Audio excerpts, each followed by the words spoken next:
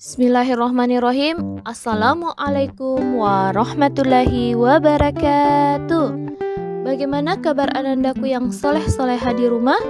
Semoga kalian masih tetap semangat ya dalam mengikuti pembelajaran daring dari rumah.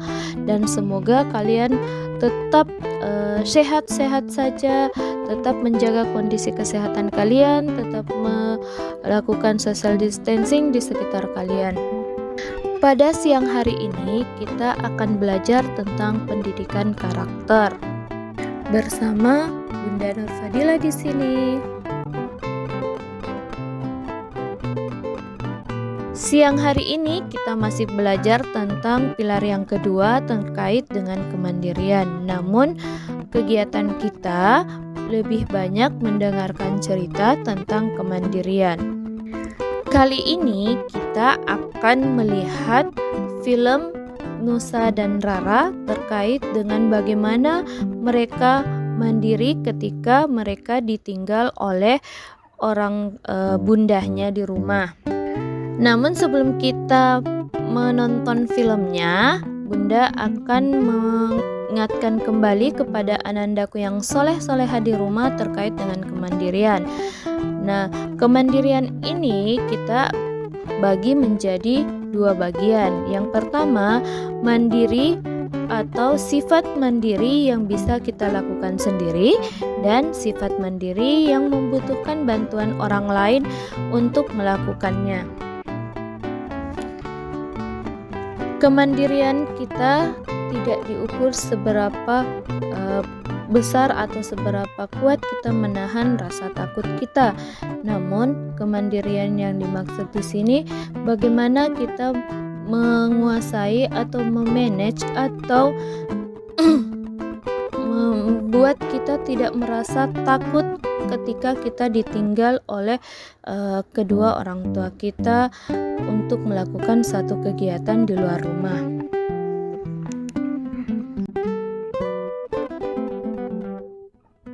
Baik anandaku yang soleh dan soleha, kita langsung saja akan melihat bagaimana jalan cerita Nusa dan Rara ketika ia ditinggal oleh bundanya. Anandaku harus memperhatikan jalan cerita dari Nusa dan Rara tersebut karena ada beberapa pertanyaan yang akan Bunda ajukan ketika kalian telah menonton film Nusa dan Rara. Kita simak ya anandaku soleh-soleha.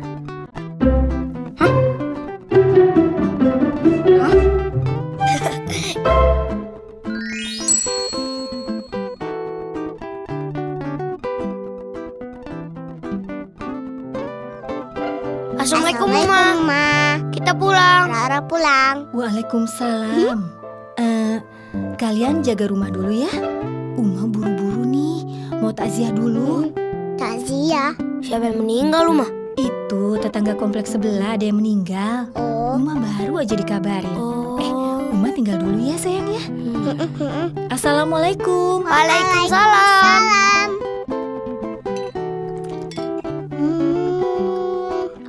Anissa, kenal nggak sama tetangga yang meninggal? Nggak tahu. Tapi kalau lihat orangnya mungkin ingat. Oh, kayaknya dia pernah kesini deh. Anissa, kalau udah meninggal, dia bisa datang lagi nggak ya? Kata teman Rara, arwah gentayangan bisa jalan-jalan loh.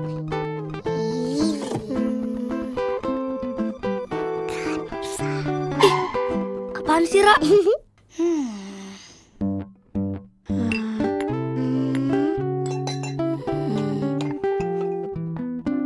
Astagfirullahaladzim, Anta, bikin kaget aja. Waduh, maaf ya Anta, Rara nggak sengaja injek ekor kamu. Ini lagi.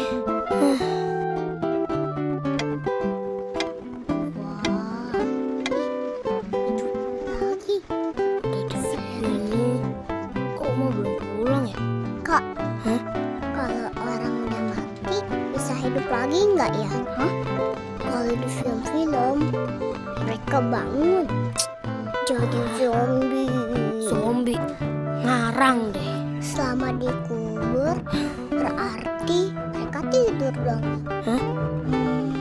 Di dalam kuburan kayak apa ya? Aduh, Ra, boleh nggak kita bahas yang lain aja? Ya? Pasti sempit, dingin, sendirian, terus gelap.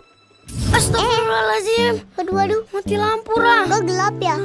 Kanusa di mana? Ra, Kakak, Rara, aduh, cepetan cari lilin. hah, lilin. Senter. Ya, Jangan jauh-jauh. iya. Ah, Waduh, suara apa itu? Wah! Auzubillahiminasyaitonirrajim.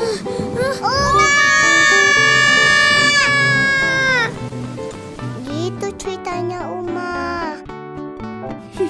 iya, maaf ya. Aku tadi udah assalamualaikum, tapi kalian nggak jawab. Jadi Abdul main masuk aja. Maaf ya. Masya Allah, jadi begitu cerita horornya. Gimana nggak horor rumah?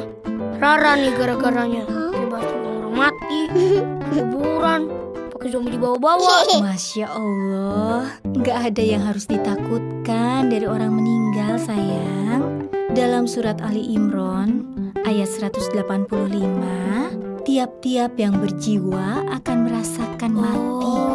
Hanya saja banyak dari kita yang lalai dalam mempersiapkan diri untuk menyambut ajal. Orang mati itu bisa hidup lagi nggak Uma? Kan? Mulai deh lagi. Semua yang meninggal akan dibangkitkan pada hari kiamat, Ra.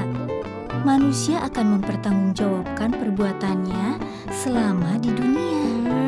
Jadi sebenarnya kita nggak perlu takut sama orang yang udah mati kan, Uma? Betul, Nusa.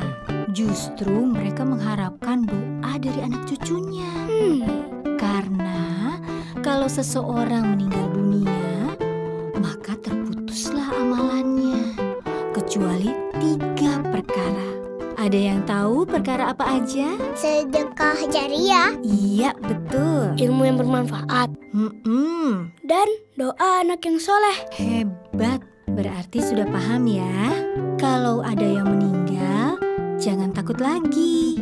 Justru itu kesempatan untuk kalian mengumpulkan pahala sebesar Gunung Uhud. Wah, pahalanya sebesar Gunung Uhud. Iya, sayang. Rara mau Uma. Wah, makasih ya Uma. Habis ini Nusa nggak akan takut sama gitu-gitu lagi. Nah lo mati lagi. Mati lagi. Astagfirullah. Kalau sekarang nggak takut. Gak usah. Wah!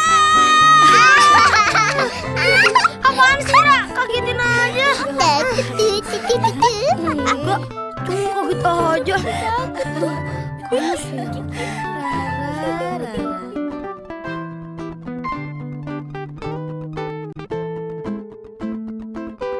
Setelah kalian menonton film Nusa dan Rara yang berjudul Hi Serem, kalian harus menjawab pertanyaan Bunda ya. Nah, yang pertama yang kalian harus jawab adalah apa yang membuat Nusa ketakutan. Yang kedua, apa yang dilakukan Nusa dan Rara saat terkejut ketika hendak menaruh alat makannya. Yang ketiga, apa yang terjadi kemudian? Yang keempat, nasihat apa yang Uma atau Ibu berikan kepada Nusa dan Rara dan juga temannya. Yang kelima, apakah Nusa dan Rara masih merasa takut ketika bundanya sudah menjelaskannya? Dan yang terakhir, kira-kira bagaimana perasaan Nusa dan Rara saat ia tidak merasa takut lagi? Nandaku dapat menjawab soal-soal tersebut di dalam buku catatan kalian ya.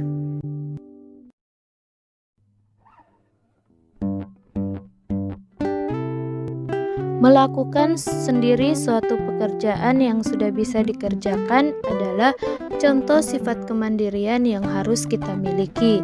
Tidak selamanya kita harus bergantung kepada bunda, kakak, adik, nenek, atau siapapun yang ada di sekeliling kita. Selama pekerjaan itu tidak membahayakan bagi kita, maka kita harus semampu kita bisa mengerjakannya dengan baik. Anandaku yang soleh-soleha, pasti Bunda yakin kalian pasti memiliki sifat tersebut. Namun kadang-kadang kita ingin selalu dimanjakan oleh kedua orang tua kita atau orang-orang di sekeliling kita. Kita merasa sudah keenakan ketika kedua orang tua kita berada di samping kita.